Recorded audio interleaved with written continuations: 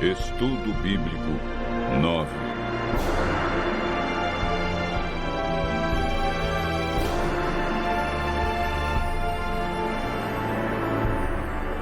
A verdade sobre a morte.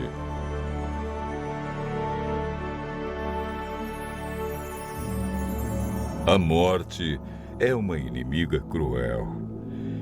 E a maioria das pessoas já sentiu a dor e a tristeza que ela traz. O assunto da morte tem sido um mistério que muitos tentam decifrar. Muitos têm especulado sobre o estado dos mortos. Para onde eles vão? Existe consciência na morte? Será a morte o fim ou apenas um estágio? Uma passagem para outras vidas? Hoje, no mundo cristão, há muitos ensinos sobre o estado do homem na morte. Vejamos o que a Bíblia diz.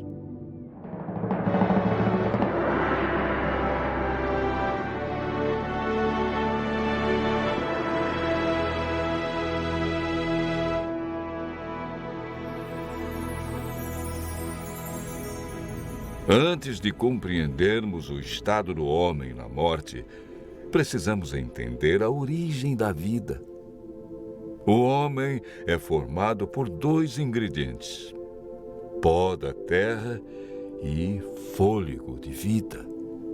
A união desses dois elementos resulta em vida. Gênesis, capítulo 2, verso 7, declara: Então formou o Senhor Deus ao homem do pó da terra e lhe soprou nas narinas o fôlego de vida, e o homem passou a ser alma vivente. É importante notar que o homem, ao ser criado, não recebeu uma alma, mas se tornou alma vivente. Isto significa que quando falta um desses dois elementos, pó ou fôlego, a alma morre. Ezequiel afirma claramente em seu livro no capítulo 18, verso 4. A alma que pecar, essa morrerá. O ensino da imortalidade da alma não tem fundamento bíblico. Paulo afirma em 1 Timóteo, capítulo 6, versos 15 e 16, que a imortalidade é um atributo exclusivo de Deus. A Bíblia é clara em afirmar em Gênesis capítulo 3, verso 4, que a teoria de vida após a morte é um dos enganos do inimigo de Deus. Essa ideia foi propagada ao longo dos séculos através de influências pagãs e introduzida no cristianismo durante a Idade Média.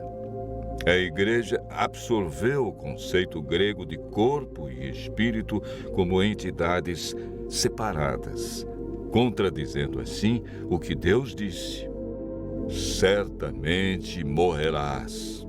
Gênesis capítulo 2, verso 17.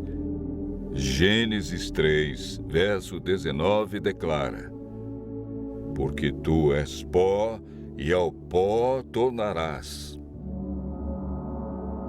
Eclesiastes 12, verso 7 diz que por ocasião da morte, o pó volte à terra como era e o espírito volte para Deus que o deu. O espírito que ele deu na criação foi o fôlego de vida. A palavra espírito, que vem do hebraico ruach, ou nechamar, e do grego pneuma, é empregada centenas de vezes na Bíblia.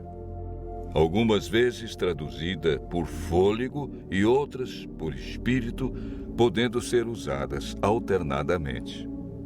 Portanto, espírito na Bíblia nunca se refere a uma entidade consciente, desencarnada.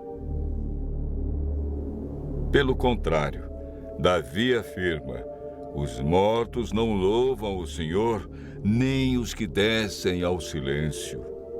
Salmo 115, verso 17. O homem, ao ser criado, recebeu imortalidade condicional. Para mantê-la, deveria viver em obediência. Gênesis capítulo 2, versos 16 e 17. E o Senhor Deus lhe deu esta ordem: de toda a árvore do jardim comerás livremente, mas da árvore do conhecimento do bem e do mal não comerás, porque no dia em que dela comeres, certamente morrerás. Deus declarou claramente: morrerás. Foi Satanás, através da serpente, quem declarou: é certo que não morrereis. Essa foi a maior mentira do universo que se mantém até os dias de hoje. Adão e Eva conheciam apenas um mundo cheio de vida, e a morte era um mistério. Eva desobedeceu a Deus, comeu do fruto proibido e o deu a Adão. Como resultado, o que Deus disse se cumpriu. A morte, a dor e o sofrimento passaram a existir. Após o pecado, herdamos uma natureza egoísta que não tem prazer em estar na presença de Deus. Lemos em Eclesiastes 9, versos 5 e 6. Os vivos sabem que hão de morrer, mas os mortos não sabem coisa nenhuma, nem tampouco terão eles recompensa, porque a sua memória jaz no esquecimento. Amor, ódio e inveja para eles já pereceram. Para sempre não têm eles parte em coisa alguma do que se faz debaixo do sol. A Bíblia diz que os mortos não sabem coisa alguma, portanto, não podem se comunicar com os seres vivos e nem os vivos com eles. A pessoa, quando morre, permanece na sepultura em um estado de inconsciência. Jesus considerou a morte como um sono. Antes de ressuscitar a Lázaro, afirmou: nosso amigo Lázaro adormeceu, mas vou despertá-lo. Jesus apresenta a solução para a morte em João, capítulo 5, versos 28 e 29. Não vos maravilheis disto, porque vem a hora em que todos os que se acham nos túmulos ouvirão a sua voz e sairão. Os que tiverem feito o bem para a ressurreição da vida, e os que tiverem praticado o mal para a ressurreição do juízo, que ocorrerá após os 1000 anos. O que receberão aqueles que participarem da primeira ressurreição, a ressurreição da vida? 1 Coríntios, capítulo 15, versos 51 a 53, declara: eis que vos digo um mistério. Nem todos dormiremos, mas transformados seremos todos, num momento, num abrir e fechar de olhos, ao ressoar a última trombeta. A trombeta soará, os mortos ressuscitarão incorruptíveis, e nós seremos transformados. Porque é necessário que este corpo corruptível se revista da incorruptibilidade e que o corpo mortal se revista da imortalidade.